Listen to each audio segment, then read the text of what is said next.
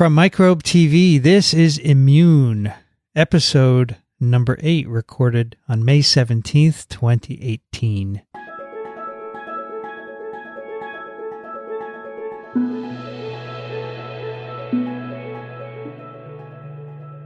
I'm Vincent Racaniello, and you're listening to the podcast about the body's defenders against disease. Joining me today from Ithaca, New York, Cindy Leifer. Hello and welcome back, listeners. It's beautiful in Ithaca. I think spring is finally here, or summer. We're almost June, but I got to eat outside today at the table after our new renovations here at the College of Veterinary Medicine, so it's really great. So you know that every day trillions of viruses fall from the sky, right? I do. And so you probably ate some with your lunch. I did. I'm sure I did. Okay. Hopefully none in my food. Also joining us, breathing them. Also joining us from Worcester, Ohio, Steph Langel. Hey now, things are good here as well. It's quite warm. I'm living that fifth year grad student life, just trying to get experiments done, get to graduating at the end of this year. So it's a combination of very busy, but exciting and scary, all wrapped in one. That's life. Do you have any advice? Just do it. Keep pushing. Do what you want to do. Enjoy being a graduate student while you're a graduate student. Yes. We're always anxious to move on to the next step, but being in graduate school really is a wonderful and amazing time, and just enjoy it while you're there. It's great. Do you miss being at the bench? A little bit. Yeah. Yeah. But it's also, I mean, each stage has its own excitement and rewards. I'm sure Vincent can attest to this. As you have more people working with you and they're making their discoveries, there's just more discoveries that come out of the lab, and you can see them from a bigger perspective, and you get to see the excitement that you enjoyed when you were at the bench too. And I still work at the bench occasionally as well. I'm going to put that as like a positive affirmation on my bench, and I'll quote you. It'll say Dr. Cindy Leifer. Absolutely. I remember when I wrote my thesis, we had no computers. Oh my gosh. And I had to type it. And, you know, for figures, we would have images printed out on photo paper, which we would cut out and paste into the thesis. I'm so happy it's 2018. And I remember my girlfriend and I putting my thesis together. Now, my girlfriend is now my wife, so it turned out well for her and me. But we sat at the dining room table until 3 a.m. pasting the bloody pictures into the thesis to give out to the readers. Like I had to make what, 4 or 5 copies by hand. I had to make them all. I had to paste the pictures into each one because we couldn't just copy each one. So it took a long time. And after that, my dining room table was covered with glue residue, which I never could get rid of. Quite the labor of love. However, it was a dining room table that I found on the street in New York City, and it was in good shape, so we just took it and used it.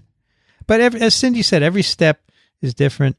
You know, I look back and I don't wish I were at a different time, and I think that's the way it should be. I think you have to embrace where you are at the time, and if you long for something in the past, something's not right. Right. Yeah. And you know, you lament about the glue that you had in pasting all your images together, but the students these days inevitably have a computer crash when they're in the last stages of their thesis. So to those who are out there listening, and to you, Steph, back up multiple places, email it to yourself, make sure you have multiple copies, because inevitably it happens right at the worst possible moment.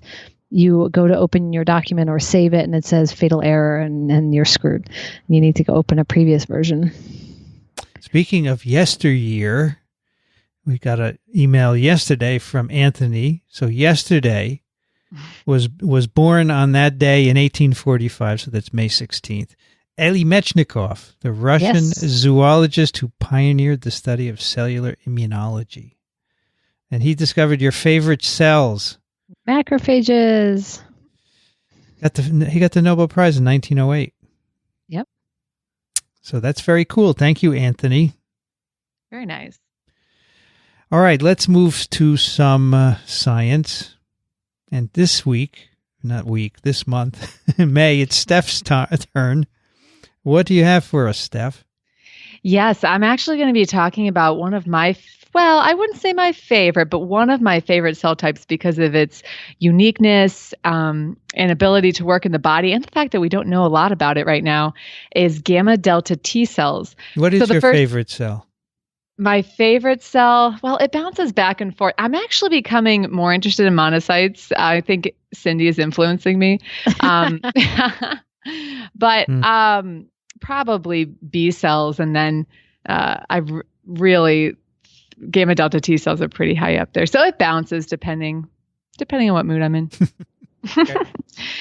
Yeah. So I'm going to be talking about a paper in a little bit, but I wanted to give an introduction on gamma delta T cells and their role and function in the body and some of the unique abilities of it compared to its counterpart, which would be alpha beta T cells.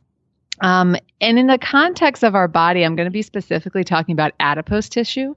We did mention this. I think it was our first episode Cindy brought to us. Yeah, our first episode. The ability of certain cells to impact thermogenesis, and that's specifically important in brown fat. I'm sorry, that was my cell phone. Oh, what a terrible ringtone. Oh, it's so generic. Just so kidding. generic. What does thermogenesis mean? Right. So thermogenesis is the ability of the body to use heat, and specifically there's non-shivering and shivering thermogenesis, which I'll talk about in a little bit. But we're going to talk about gamma delta T cells in the context of fat and thermogenesis in this paper. So I think we already have a lot of little lingo here. Are you gonna clarify exactly what alpha, beta, and gamma delta mean? Yes, definitely. And I'll go on to talk about exactly what brown fat is compared to white fat. So I'll first just talk about the gamma delta T cells and the discovery. I mean, they first initially were looking at T cells as only having an alpha and a beta chain as a part of their T cell receptor, or TCR, as we have talked about it before. And a TCR, it's a heterodimer. It's made up of two glycoproteins that stick on the external surface of the cell. And of those, they have a constant region, which is at the bottom of this external portion, and they have a variable region, which is at the top. And it makes sense that the variable region is the part where the antigen is going to bind, because it's going to undergo some changes to be able to fit to whatever antigen it needs to bind to. And so before there was gamma delta T cells, there was only an alpha and a beta chain. And it was just this serendipitous discovery in 1987 when Chien and authors discovered the delta chain in addition to the gamma chain. And what they found, it was inside the alpha chain locus. There was this region that they found was rearranging early in the fetus. So in the fetal thymic development, they were seeing that there was this T cell receptor rearrangement happening before the alpha beta chain. And this new constant region, that was considered the delta chain, and then that paired with the gamma chain. So now we have these two T cell receptors, alpha beta and gamma delta. And it kind of then led into this really exciting phase where you had this unexpected discovery of the TCR receptor, but it was followed by years of uncertainty because this receptor was not binding in an MHC1 or 2 manner, which we have talked about before, major histocompatibility, complex, which is going to present an antigen to T and B cells. It did not respond to antigens in that way. And it's been a lull of trying to find, well, how do these gamma delta T cell receptors, how do they respond, and how does the T cell react?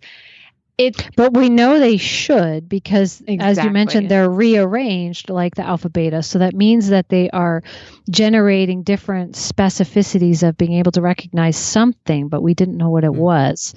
We didn't think it was protein presented by MHC, but we didn't know what it was. Exactly. And the lull has kind of, I think in the later 2000s, there have been discoveries of certain things that the TCR of the gamma delta T cells do respond to, which I'll talk about in a little bit. And of course, they found it plays roles in pathogenesis of different bacteria and in cancer, which it seems that if you have a immune cell and you want some funding, if you can find it to be a role in place in cancer, you're probably going to be able to get more funding to discover what this T cell does. So just a little bit about, we've just discussed in the past that T cells, they are derived in bone marrow, and then they are going to migrate to the thymus. So T cells, T being thymus, where they are going to undergo further development. And again, like I mentioned, it's this early fetal development where you start to see the rearrangement of the gamma delta T cell receptor in specific phases of development. And so it appears then that there's this specific ontogeny, or this programming of the cell type, that may be important specifically to neonates. And it really demonstrates that we don't have a good grasp on neonatal immunity, and that for a long time we thought it was more that these neonatal immune systems were suppressed and that they were devoid in different ways, but it may just be that they're different. And gamma delta T cells really are a cell type we can look at to say they're actually quite active in the young neonate, and then as the animal ages, you see more alpha beta T cells. So in humans and mice, I think another reason why it wasn't paid attention to as much is it only represented like 1 to 5% at the maximum 16% in peripheral blood in adults. But when you really got down to looking at this microenvironment localization of these cells, there were huge representations of the cell in the skin, in the intestine, and in the reproductive tract. So they're, go ahead, Cindy. Oh, I was just going to say, why do you think that that's so important? And the fact that we don't see them in the blood, but we do see them in all of these tissues where perhaps pathogens enter, right? Right. So because alpha beta T cells are known as an adaptive cell that has to wait on the MHC presentation, these gamma delta T cells seem to respond in more of an innate way. They are faster responding than alpha beta T cells. They secrete in pro-inflammatory cytokines to help defend against pathogens, and also just to create a homeostasis. As we know, we don't want pieces of our commensals to leak into our blood system. And so having these cells at these barrier sites, these epithelial barrier sites, seem to be contributing to why they are there, to be able to prevent breakage of that lining for bacteria to enter your body. So when you start looking at these different subsets, then you have to wonder, okay, well, how are these gamma delta T cells behaving at these epithelial barrier sites? And I know for me, I first became interested in these cells because specifically when you look across different species of animals, they are more highly represented in animals like cattle and sheep and chickens. And I worked with cattle for a couple years when I was doing my master's, and they not only are more highly represented, but they're more diverse. They have more of those diversity gene segments, and so they can rearrange in more ways than humans and mice can. So it's a particularly interesting subset of T cells. And we know that while they don't respond to MHC, presented antigens, there have been recent developments of responding to lipid molecules, to phosphoantigens, small non-peptidic molecules that are basically metabolites produced from bacteria. Again, going back to the idea that they're responding to bacteria at these barrier sites. So there's a lot of questions. They do or they don't need presentation by an MHC-like molecule. They do not. That's what I thought. They do not. So they're able to respond directly to these different type of antigens. There's a whole field involved with finding what antigens can we give to culture systems of these specific cells to get them to respond. And a lot of times, if you give them cytokines like IL-23 and IL-1 beta, they can immediately respond by secreting something called IL-17, which we'll talk about. And that's a signifier of, we would expect this. For instance, for a cell to respond that quickly, we would expect a T cell to have been primed already by an antigen. That is just not the case with the cell type. So it's a very unique cell type. And the other thing is it does actually respond in certain disease settings. So it can respond to things like cytomegalovirus infection, to autoimmunity. So there's a wide field available to understand what these cells are doing in the body. So I think that would then lead us to talking a little bit about the paper we're going to be discussing in these cell types, roles in adipose tissue. I'm going to move on to adipose tissue unless Cindy or Vincent have any questions about gamma delta T cells in a general sense. I'm all right. Okay. Great. So when we think about adipose, there's defined two different types of adipose tissue. There's brown adipose tissue and white. So I think the abbreviations are just BAT and what? Or wet? I don't know. WAT? Yeah. Would it be what? What? And so it's important that one is jiggly and one is not, right? Yeah, the white adipose. We think of fat as like somebody who's obese, and that's not what we're talking about. We're talking about brown fat, right? No, that's not what we're talking about. Specifically, you can find brown fat more percentage-wise in newborns or in hibernating animals. Because they use that, basically we discussed it previously, but there's this protein called UCP1 or uncoupling protein 1. And what this protein does is during thermogenesis in brown fat is it's able to uncouple proteins that are moving along the mitochondrial gradient from the synthesis of ATP. And that allows it to be dissipated into heat. So essentially you're uncoupling oxidative phosphorylation from ATP synthesis, and that is what is producing the heat in thermogenesis. And so when thinking about that and fat in general, both brown and white, there are immune cells that are helping to control that thermogenesis. And I don't think this was particularly appreciated maybe 10 or 20 years ago.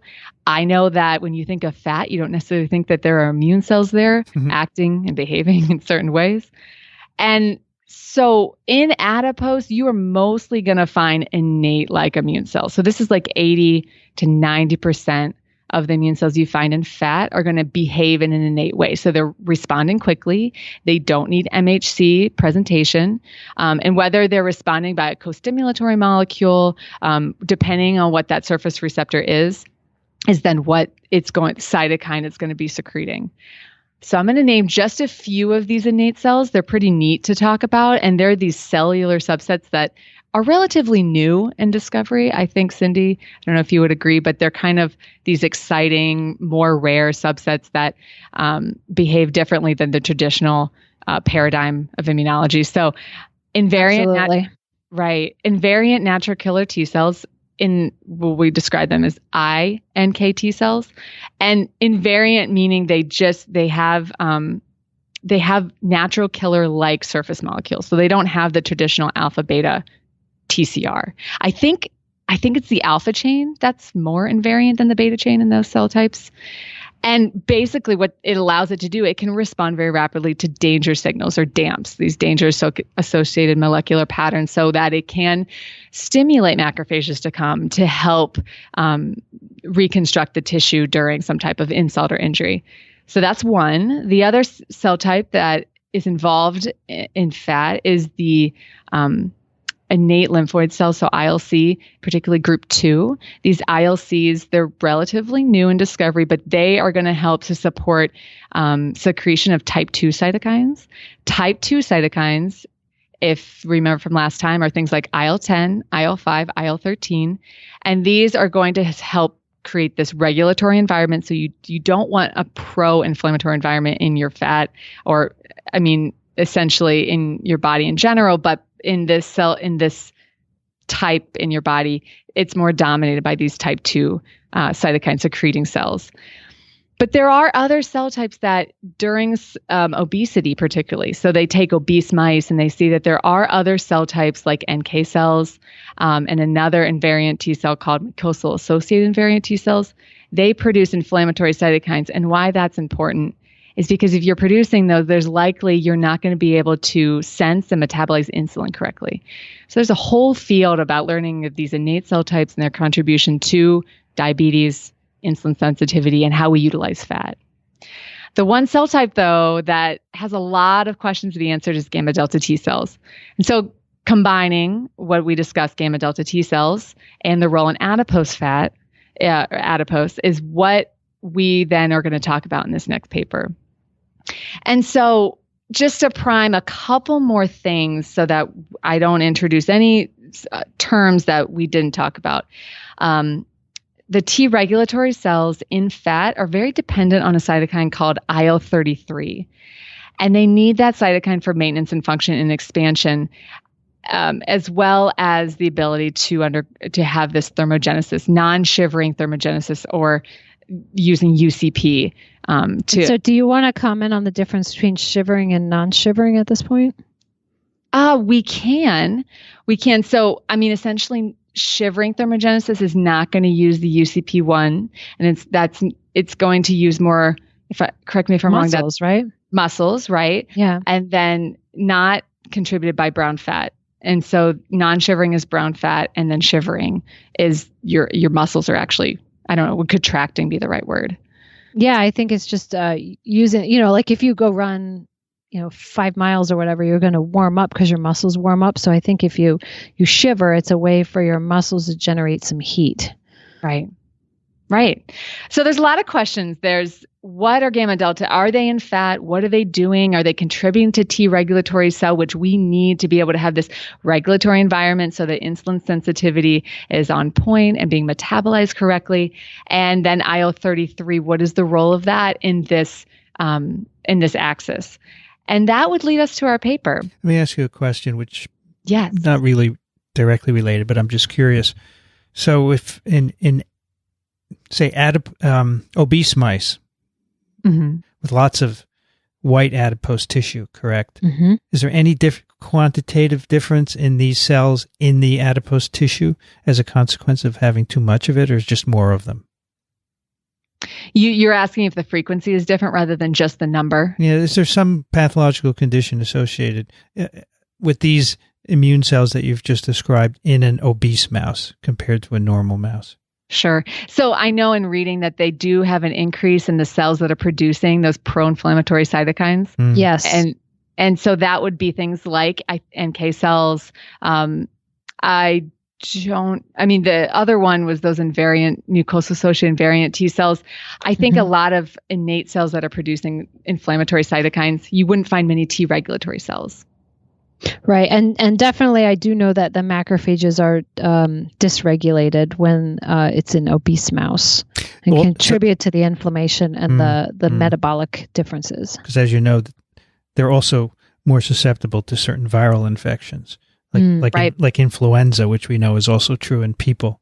And I don't know if it has anything to do with the system within the adipose tissue or systemically, Certainly, it's all connected. So when you have the obese mouse, the microbiome is different. The inflammation state is different. So the cytokine milieu is different, and the metabolic changes that come with that, the glucose tolerance, it's all different. So it's hard to say which exact aspect of that is contributing to that.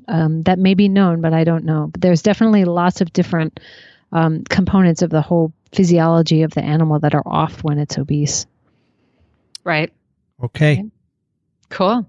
So I will move on. We'll introduce the paper, and the title of this paper I'm going to be talking about is Gamma Delta T cells producing interleukin 17A regulate adipose regulatory T cell homeostasis and thermogenesis. And the authors are, the last name, it's Ayano Kohlgruber, and the last two co-contributing authors are Michael Brenner and Lydia Lynch, and they're from Brigham and Women's Hospital in Boston. And let's see, I think there's Trinity College in Dublin, Ireland. Am I missing? I think those are the two. Yes. I think so. Yep. Now, the interesting thing here, a coincidence, is Lydia Lynch is very similar to Lydia Lunch, who is the lead singer in the rock group called Retrovirus. Oh, really? Seriously? Oh, that's funny. That's cool. Lydia Lunch. Yes. Okay. Sorry about that. Is Lydia Lunch a scientist as well? No. Oh, she just, okay. But she has a name that's one letter different. That's why I'm. Yeah, I wonder where she got that name of that band. She thought of it just because she was around science or not? One year they were playing in New York City when I was teaching my virology course, and I told the class, if you go to the concert, I'll give you extra credit. And many of them did. That's nice. Did they? Yeah. Did you go? No, it was too late. It's like 2 a.m. or something. You know? Oh my God. But many of them went and they sent, pictures as proof. So I gave them extra credit. Just having a band called Retrovirus is very cool. I don't know if they even realize what it is, but the name is good. There's a group called The Vaccines too. And really? Whenever I have my Google thing send me information about when there's updates on vaccines, it sends me the Do anti-vaxxers listen to them? I have no idea. They probably get some type of hate mail by association. Yeah, that's right. Yeah. Sorry, go ahead. I'm very sorry to interrupt. No, it's fine. Interrupt. It's fine. So that's the paper title. Those are the authors. And so I introduced a couple of things we'll be talking about. But if I, Cindy and Vincent, bring up something I did not define to make it more user-friendly, let me know. Give you trouble. Yeah, give me trouble. So the first question the authors were asking, when they're looking at the gamma delta T cells and the lack of information in adipose tissue, they just simply said, what are the percentages, what are the numbers, and are they more abundant across, they looked at several different adipose sites, and they did in fact find that they are more prevalent in adipose than in peripheral sites. And they looked at the lung, liver, blood, spleen, and they found that they are higher in number and percentage. And what they wanted to know was, were these gamma delta T cells, were they circulating into fat and then circulating back out into the periphery where they're this transitory cell, they're migrating, or are they resident? And that just means that they are sticking around. They had seated in the fat and they are not moving, and they maybe can, these clones of gamma delta T cells are staying in a very specific microlocation. And it's important because with immune cells, most of them are circulating around the body and they perform different functions depending upon where they are. But then other immune cells do stay put. And there are functional differences and consequences about the cells that stay put versus those that circulate. So it actually is an important and interesting question to ask that. Definitely, because I think if you can expand tissue resident cells, and particularly I'm thinking about memory cells in the context of infection, but not only that, I mean just innate cells in general to prevent, to be that first line of defense.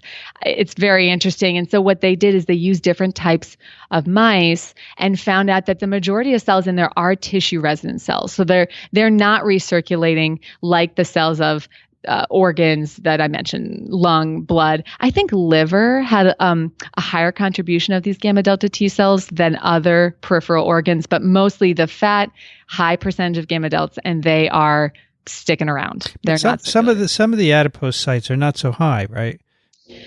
Right. I mean, and they overlap with liver, like sub-Q and perirenal. Right. They're really, so I wonder why that difference is there. What's going on?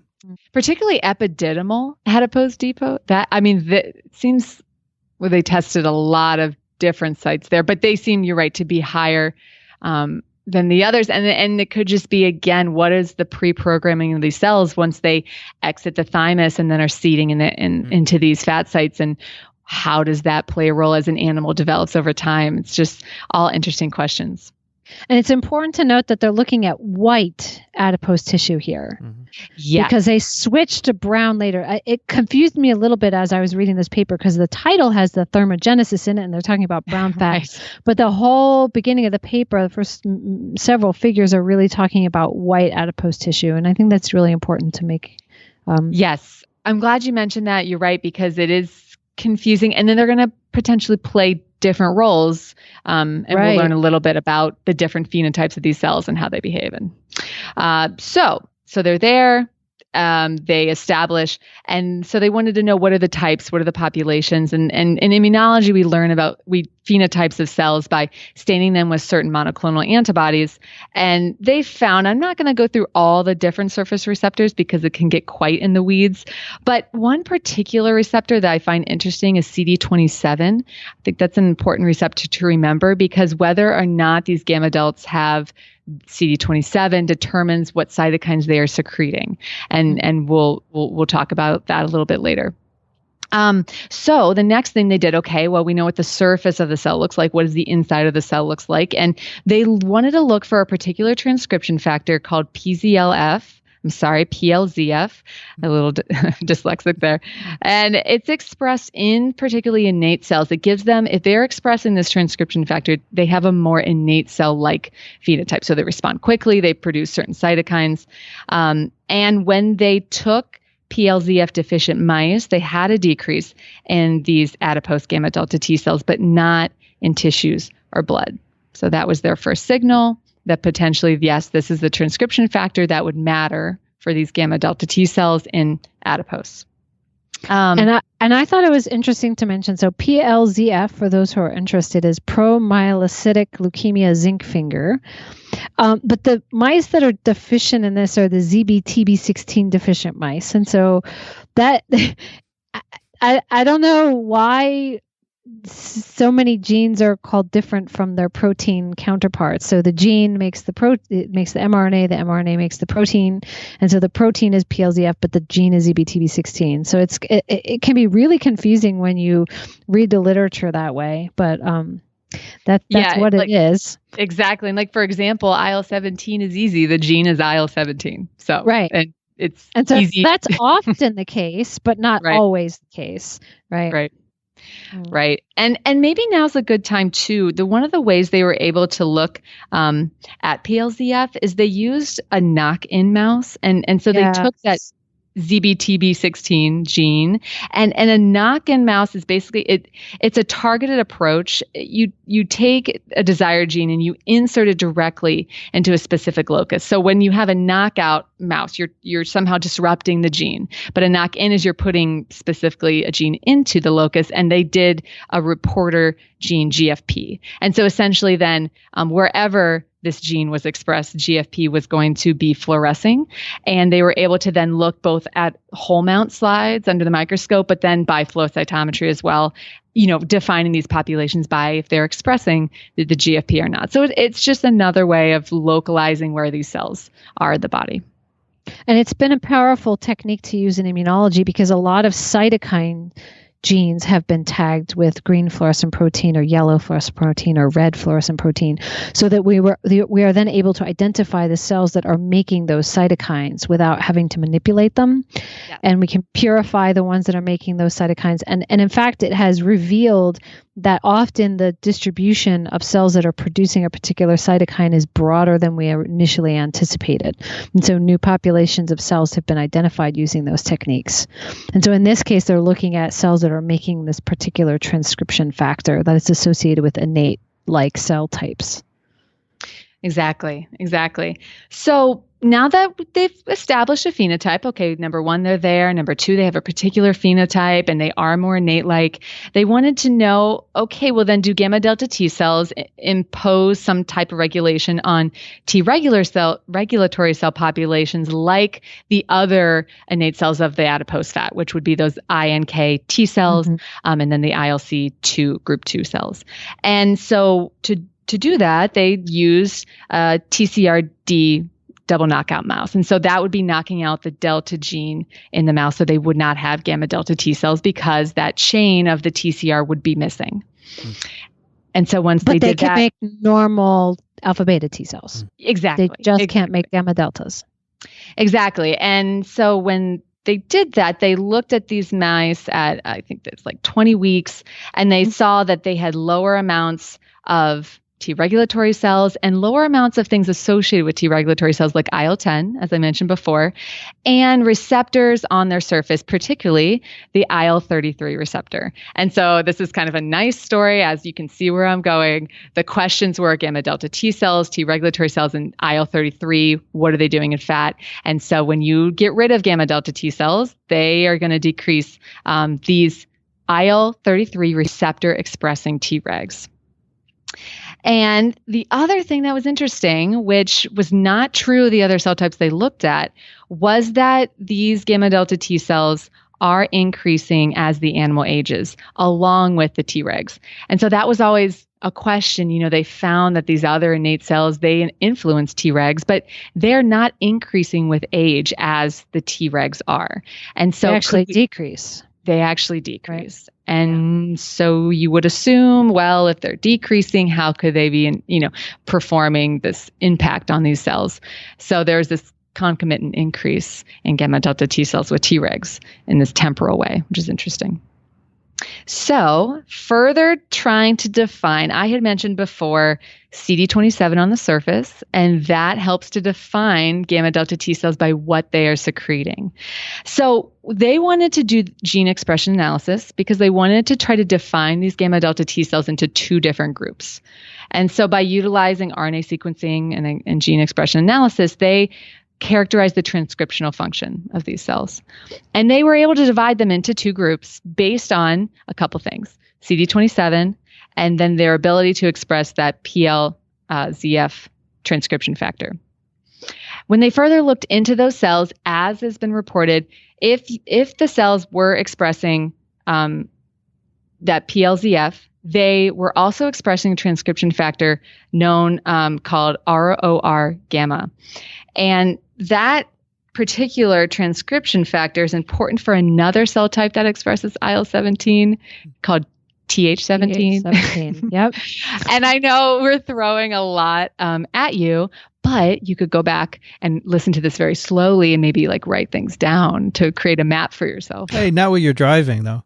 No, but not the important thing I think we need to realize is that there are these not primitive T cells, but undifferentiated T cells. And then depending on what transcription factors they upregulate, they can differentiate into different functional types of T cells. And so those are those T helper.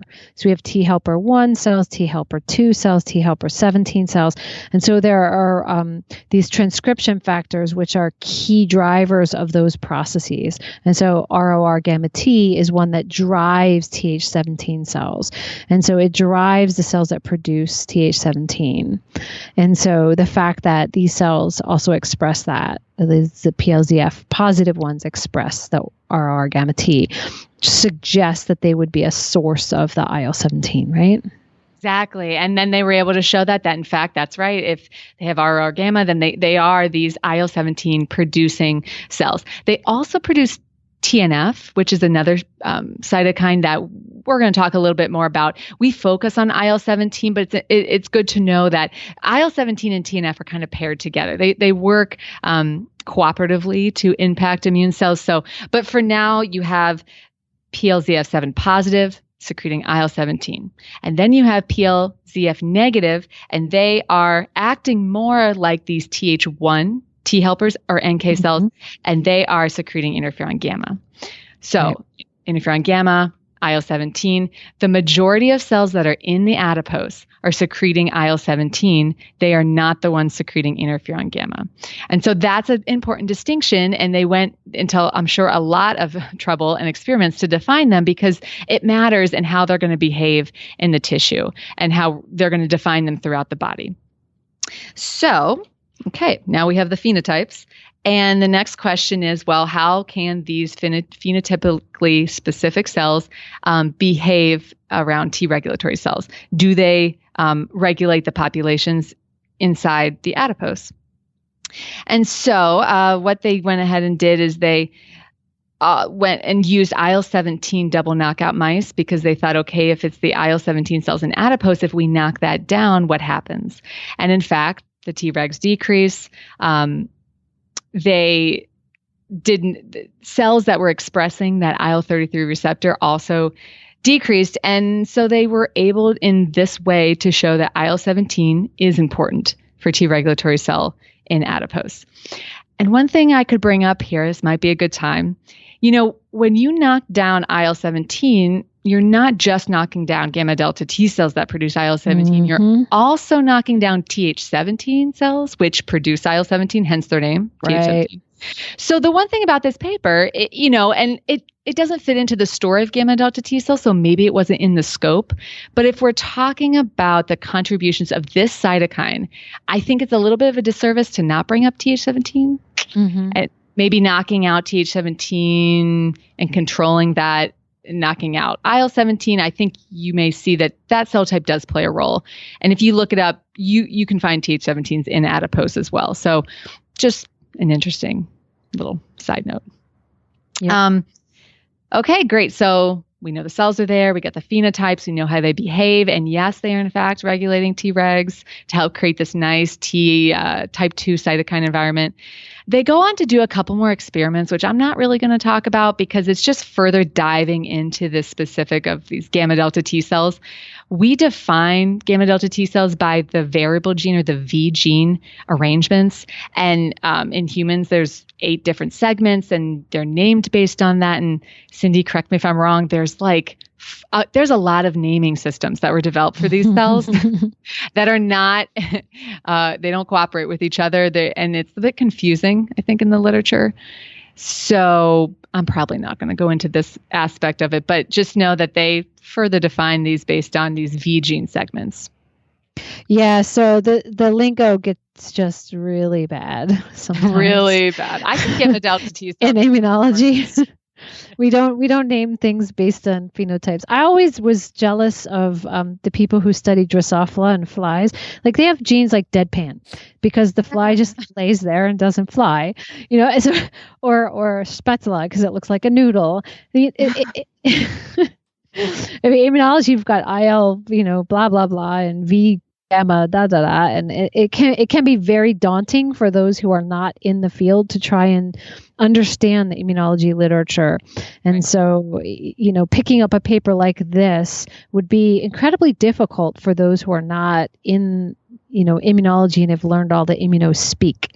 So I hope that we are doing a reasonable job, and our listeners will let us know whether we're decoding some of this immuno speak. I know it gets a little hard because you can't leave out some of these transcription factors and these cytokines that are so critical for defining what these cell types are and what they do. I'm hoping that with each little section, I'm going to bring up kind of what we reviewed. And at the end, I'll do a big executive summary and we can kind of together look at the things we learned and kind of talk about it more. Right. So then the next thing, if in fact IL-33 is important for T regulatory cell homeostasis and keeping them in the adipose and expanding their population, then how do the gamma delta T cells relate to the IL-33? And again, similarly, there is this temporal increase in gamma delta T cells, Tregs, and what do you know? IL-33 also increases in visceral adipose tissue in this age-dependent manner. So knock out the delta chain, you don't have gamma delta T cells, you see significantly less IL-33, but not in a tissue like spleen, which they're using as their kind of peripheral control. And so when you're utilizing these different knockout mice, you're knocking out the delta chain, you're knocking out IL-17, they're putting together this story that it is the IL-17 producing gamma delta T cells that are necessary for the increases in IL-33, because when you get rid of one, the other one goes down. And in immunology, and we need IL-33 for the T regulatory cells. Exactly. So that's the axis. If you have gamma deltas producing IL-17, the IL-17 is stimulating something to produce IL-33. And what exactly is producing that? What is that something? Because it can't just come out of nowhere. It has to come from something. So once the gamma delta starts secreting IL-17, it has to hit an IL-17 receptor on the surface of what they have looked at as stromal cells. So we know that in adipose, it's not just immune cells, it's not just, it's all different. It's connective tissue, adipocytes, but they looked at the stromal cells as the main source of IL-33. And they looked at that because they have the IL-17 receptor. So they thought, well, let's investigate that because it can respond to IL-17. They go through a lot of, I'm sure, agita to be able to define what stromal cells are actually responding. I won't go into that because it's different populations and they're named based on the expression of surface receptors. But they were able to define what those stromal cells were, and that when you give an animal IL-17, it's able to increase IL-33. I had talked about that TNF cytokine. If it's along with TNF, it actually helps to increase it more. But I don't know, this paper kind of just focuses on IL-17, but there are other cytokines that help to promote this IL-33 production by these particular stromal cells that they found. And it's interesting. I think, Cindy, we had talked about it before, but in this paper, you'll find a lot of increases in two different things, protein and mRNA. Mm-hmm. And they're not always working together. For instance, they, in some cases, found an increase in IL-33 protein, but not in mRNA and vice versa. So when you're reading these papers, it's important to know they don't always correlate, right? Because if you have an mRNA increase, you would expect there to be more protein, but if it's not translated and transcribed into protein, it's not always correlative. So just a little side note. At this point, I'll take any comments from the peanut gallery before I move on. Are we going to find out why these changes occur with aging? No. What do you think? I don't think they address that. They don't address that. I mean, I think there's a lot of things that go into aging.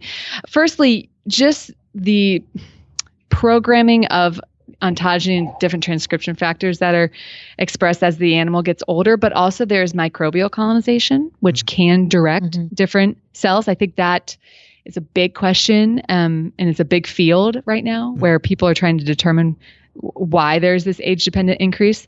And I think it's both those things. Developmental pre-programming, microbial colonization. Cindy, any others? Well, definitely there are changes in the regulatory T cells over time as well. Right. So there's multiple types of regulatory T cells, and some increase over time and some decrease over time. And so the natural ones tend to decrease over time, and they're important for this homeostasis process.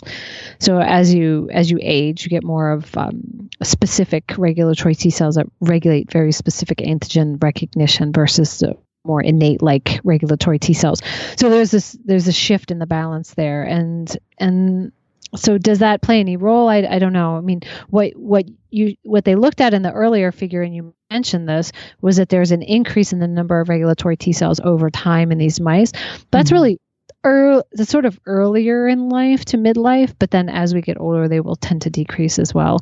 So there's ebbing and flowing of these cells and how they're participating in the regulation. It's really complex. As you age, your T cell populations in general change. They shift from being more broad to more clonal. Exactly. Yeah.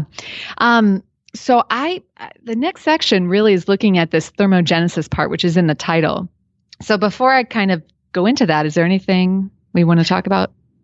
No, not necessarily. I sort of was wondering where that came from. It's a little bit out of left field, other than the fact that they know that there's a connection between IL-33 and thermogenesis.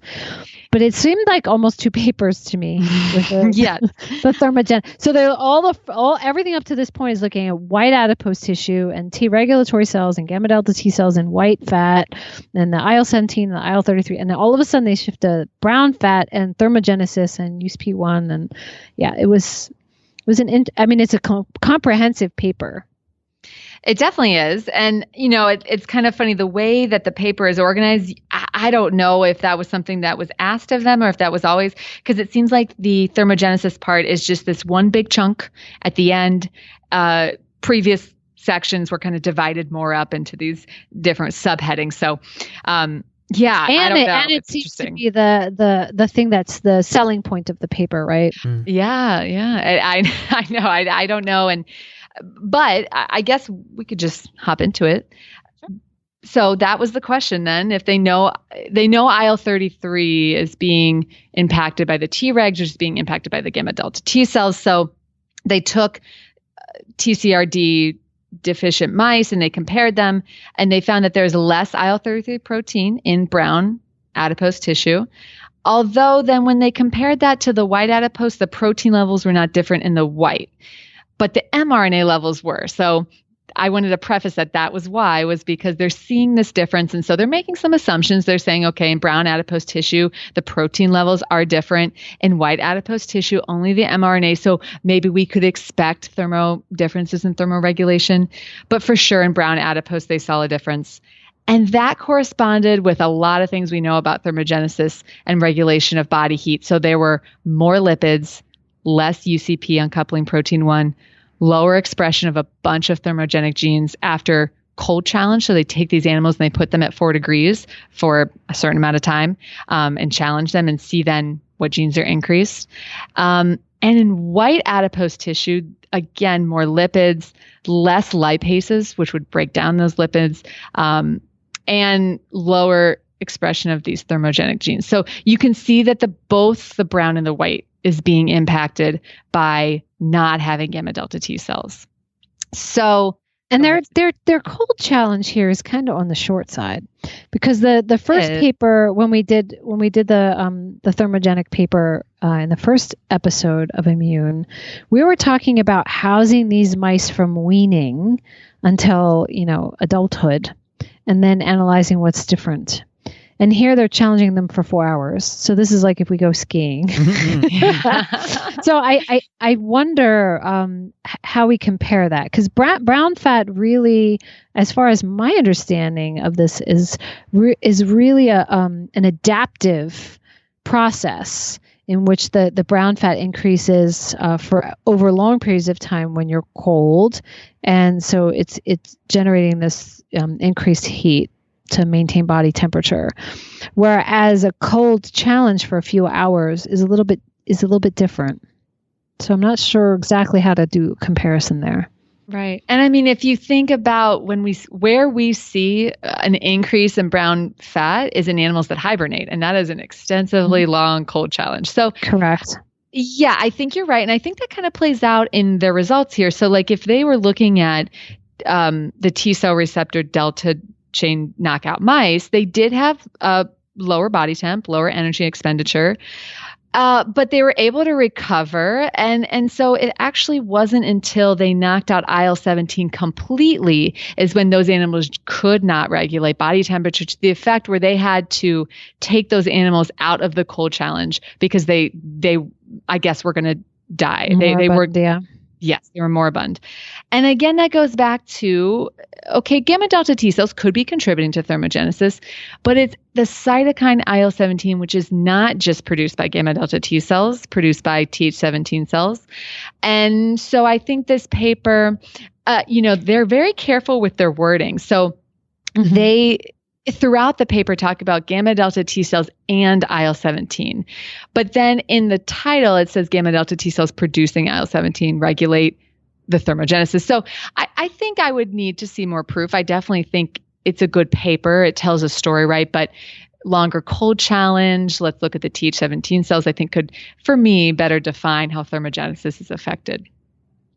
I think it's pretty impressive, their data showing that without IL-17, these mice die within 9 hours, like 100% of them. That's crazy. Lacking one cytokine, and they can't survive being at 4 degrees for more than 9 hours. 100% death. It's crazy. It's crazy. And, when they tried to then show, I think they looked at also human cell lines, because of course this is all in mice and we want to make sure, I think similar things when they could stimulate with IL-17, you saw similar increases when you took it away. So you're right, though, with the mice, they did fare the worst. And I think further information about IL-17, in particular, that cytokine, could tell us a lot about how fat's regulated. Yeah. So that, that really wraps up the paper. I would say that there were kind of 3 take-home messages when we're thinking about these cells. So they found that it was that transcription factor PLZF positive IL-17 producing gamma delta T cells. They're able to interact with those adipose stromal cells to regulate IL-33 and T regulatory cells. So there is an axis interplay happening with those 4 things. Well, 3 things rather. I mentioned TNF. So TNF cytokine plus IL-17, if they're working together, that's the best ability that these cells are going to have to increase IL-33 to modulate by the stromal cells. So IL-17 is important, but you throw in TNF and it really does increase the ability.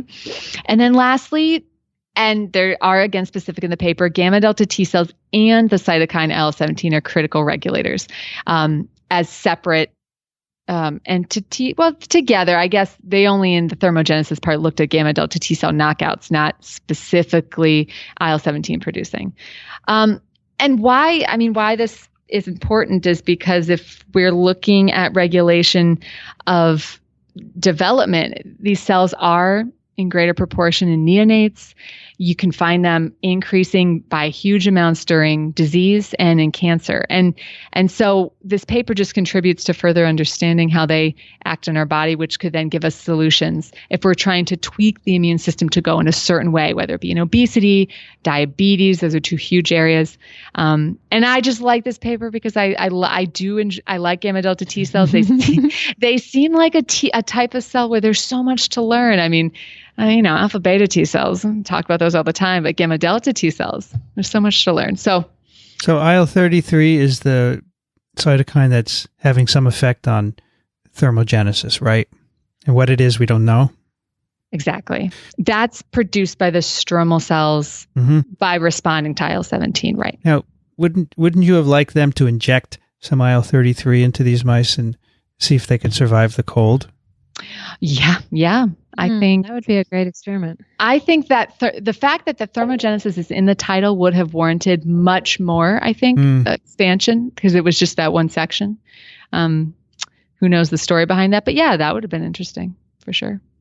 Because then you would say that is what is causing this phenotype, even though, it's gone. 33 is very low. Would be nice to show this is actually what we need. And also to look at some metabolic activity, right? Mm-hmm. Yeah. In these animals. So is it known what IL-33 actually does to allow thermogenesis? I don't think it's known. I'm trying to look up if I can find something quickly about whether IL-33 is inducing the UCP1 and the other genes. I'm not sure. Now, is the reduction in IL-33, this is systemic, I would assume, right? It's not just in adipose tissues. Yes. So, yes, right. But yeah, they focus right on the adipose, but correct, right. So that's the paper. I think I just found something that says IL-33 regulates UCP1 expression as well. So it may be doing it directly. But you're right, Vincent. If they injected and then saw an increase in UCP1 after a cold challenge, that would be... Yeah, that would be interesting. Right. Yep. Cool. Now, why should the person on the street care about this? Okay, well, overall, gamma delta T cells, they are important because if we're going to fight off certain infections, we need to know, can vaccination influence their increase? Can, are they important in memory? It doesn't seem, they're more innate cells, but it's good to know, particularly though in cancer. They are a targeted cell type to be able to kill cancer cells. They increase during cancer. And right now it's a really hot area to be able to engineer gamma delta T cells as just another cell, because we talk about T cell usage in cancer treatment, but gamma deltas, they react faster. So if you have a faster reacting cell that does not require MHC, it requires MHC-like proteins and co-stimulatory molecules, it's going to work potentially faster. So I think the hot area being cancer is one. And then secondly, diabetes and obesity. Those two areas. So you don't think they should care about the thermoregulatory aspect of this, right? I mean, if I'm being honest, I don't know. It is interesting, but I think what they're gearing that towards is how we are, not so much how are we keeping cold within 4 hours being put in going skiing, but I think it's more how is fat being utilized? Because that's the interesting. I mean, how are we regulating fat when and we have a huge population of people who are overweight. We have insulin sensitivity, diabetes. So I think that is more important than just brown. Got it. Yep. Okay. And wasn't there a big push to how can we expand our brown fat? Yeah. Because marathon runners have a lot of more brown fat. Is that right? Well, they said that they were in the paper. It did say that highly active adults have higher percentage of brown fat. Yes. Who run a lot. How about those of us who think a lot? No. We'd have to talk to a neurologist. See, there's brown fat of the brain. We have a lot of neuronal connections, I guess. Yeah. Okay. Cool. That's cool. Thank you. You're welcome. Want to read a few emails? Sure. Yes. The first one is to you, Stephanie. Okay, I can answer. Okay, this is Deirdre. She writes, "Hello, Stephanie. I hope this message doesn't bother you. But after listening to the podcast regarding the lymphocyte trafficking paper, and I think that would have been episode 2, I had a few questions. Am I right in thinking that the paper loosely outlines the treatments and immune responses which occur at Z5? And just for reference, Z5 was just 5 hours after the day. Onset of light, right? Yes. After onset of light. Thank you. Onset of light. So immune responses that occur at Z5 are more fruitful in their outcome because there are more antigen-presenting cells and lymphocytes in the blood system to not only recognize the antigens, but to also carry out their effector role when dealing with a pathogen." And so, yes, she is correct in that paper. They did demonstrate that lymphocytes, and they looked at dendritic cells as their APC. In the periphery, during the day, there are more, and then there are more lymphocytes in the lymph node at night. So she's talking about how can this impact during a viral infection. And I remember from that paper, it was just at the end, they briefly did a couple things. They challenged mice with influenza, and they did see higher functions during the day, specifically CD8 T cells. But in context, I think with circadian rhythms in mice, they have different circadian rhythms than humans. And there's a paper that just came out for pigs too, looking at these diurnal the changes in lymphocytes. So she's correct. It just, I think, depends on a little more information on how the species affects it. Next one is from Kang, who is a colleague of mine here in my department. Cool. Huh. She writes, "Happy New Year." So this has been in the queue for a while. The best thing over this winter break for me is to go back and listen to TWIV, which then led to your new podcast, Immune. I listened to all 3 episodes and enjoyed them so much. I should say Kang is an immunologist. She trained with Ralph Steadman and then Michelle Nussenzweig. Oh, yes. So she is a dendritic cell person. A big thank you to 3 of you for spending time to do such a great job. I love the way the 3 of you work together, particularly having Stephanie, an aspiring graduate student with such fresh and inquisitive mind. You make immunology sound fun and not intimidating. You're not an aspiring graduate student. You are a graduate student. Yeah, I guess aspiring scientist. Yes. Here's a comment on lymphocytes after dark. The oscillation, is that number 1? 2. The oscillation of lymphocytes in and out of the lymph nodes is really nicely related to the influence of circadian rhythm on hematopoietic stem cells and their niche in the bone marrow. Check out work from Paul Frenette's group. Here's a new read suggestion. A new paper contributes to categorizing adipose tissue as a new immune organ. Yeah, we love adipose tissue now. Yep. And this is from Yasmin Belkade. White adipose tissue is a reservoir for memory T cells and promotes protective memory responses to infection. And have any of you seen that paper? Yeah, I had not read it, but I saw it. Yep, similar. And then it was moving to listen to female graduate students' conversation with a mother regarding family life and science. Here's a link to a lovely article in Nature Immunology by Akiko Iwasaki, an outstanding scientist and loving mother, balancing family life with a science career. Looking forward to new episodes. Warmly, Kang. So if I am correct, I think Yasmin was just recently, or last year, made it into the National Academy of Science. Is that right? I think you're, so. Yeah, this year. Yeah. And Akiko just won. This year. Well, did. This year. Yeah. You bet. Both fantastic immunologists. Absolutely. Wonderful women. Great role models. Yes. And you as well. And as a mother in science, I mean, do you have anything to comment? I get a lot of questions of freaked out graduate students, like females. How am I going to do it all? And you seem to be doing it.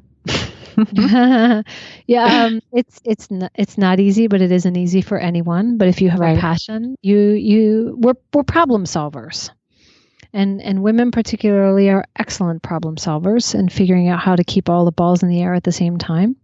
And they say it takes a village, but it just takes a group of people that help each other, and you make friends and keep them close and use them. I think, if I had to say one thing, I think women particularly have a need to do it all They feel like they shouldn't ask for help.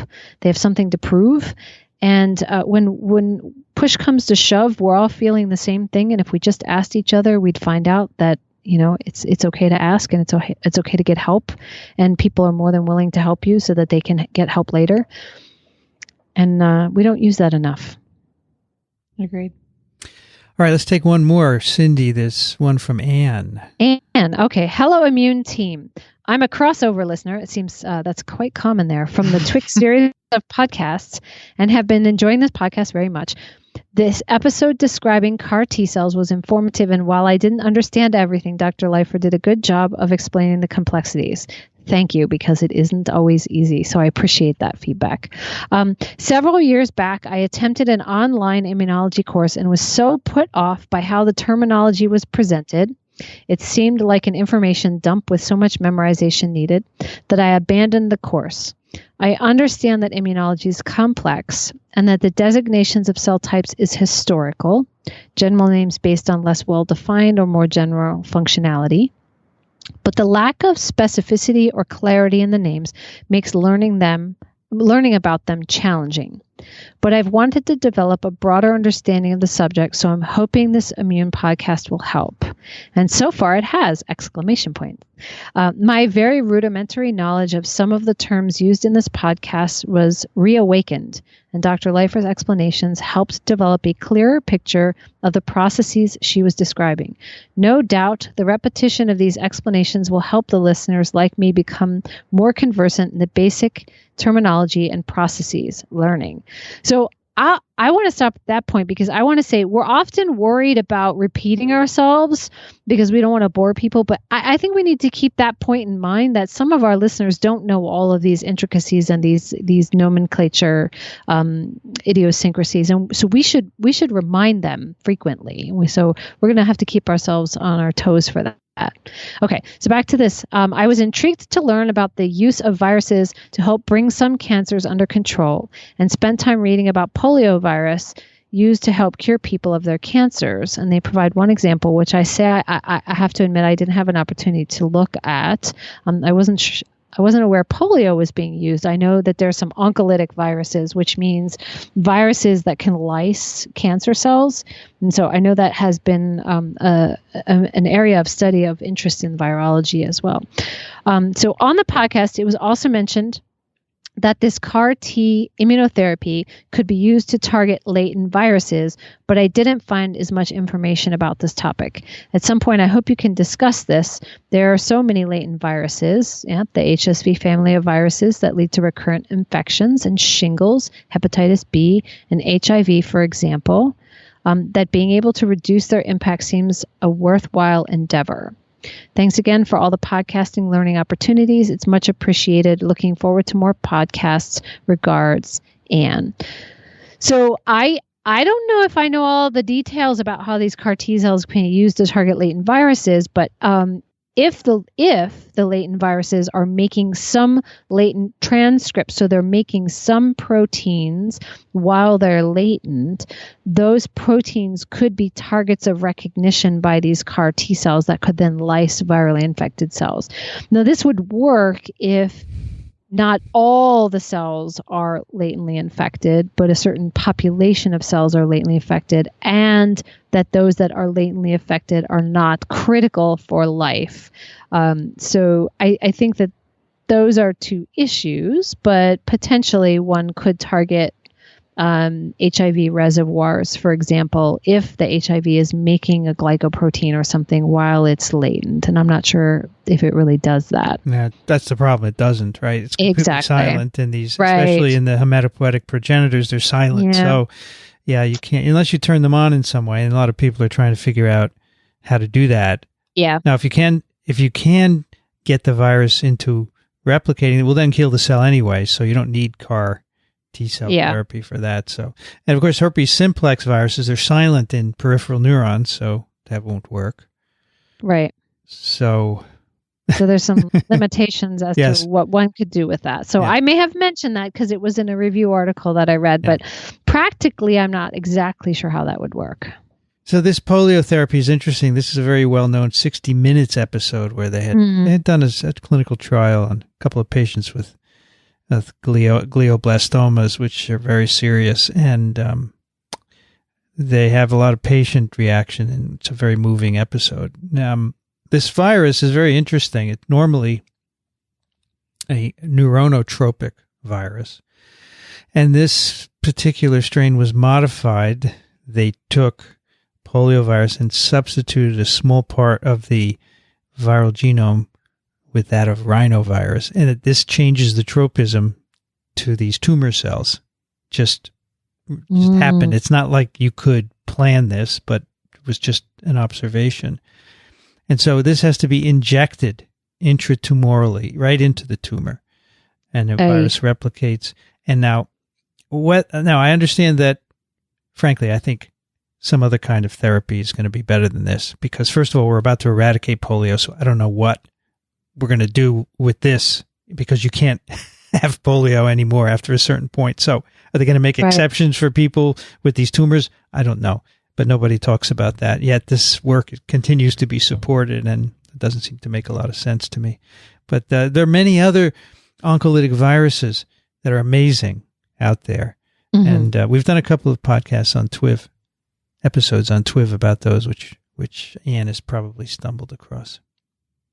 Yeah. All right, let's do some picks of the week. Steph, what are you thinking about this week? Yeah, so I had seen this article about polycystic ovary syndrome, and I just am interested in pregnancy in general, as a lot of people know, and this it's a really it's the most common cause of female infertility. But what was striking is we don't know a lot about it. We don't know what causes it. And so this is just an article of talking about some recent work describing why they think this is happening. They found this hormone, anti-Mullerian hormone, is increased in pregnant women with this polycystic ovary syndrome. And they found that their offspring, their female offspring, showed signs of polycystic ovary syndrome. So there's like transgenerational impact of women who have this high levels of anti-Mullerian hormone. So that's kind of going to be a little bit of my reading this weekend. And if a lot of women struggle with that, I think it's neat to find that maybe we're finding why, and can we prevent it? You know, do you like this New Scientist in general?